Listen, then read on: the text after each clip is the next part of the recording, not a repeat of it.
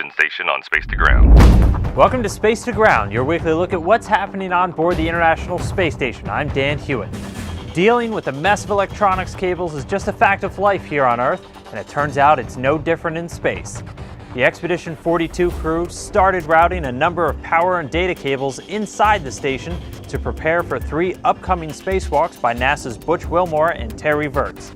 The two will be heading outside in late February to ready the station for new docking adapters that will be used by U.S. commercial spacecraft slated to start bringing up astronauts in 2017.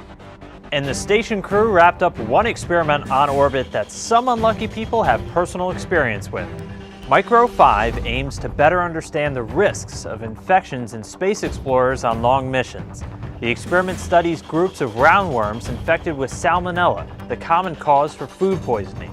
Learning how the worms and salmonella react together in microgravity provides a ground floor to start developing vaccines and other new methods for treating infectious diseases for people in space and down here on Earth.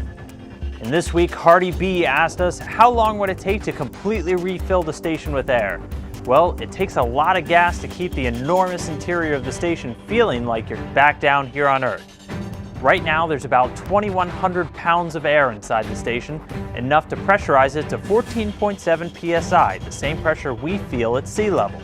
Hypothetically, if the station was at vacuum or 0 psi, our equipment would take almost 5 days to pressurize it. Make sure to keep sending your questions and comments using the hashtag #SpaceToGround. We'll see you next week.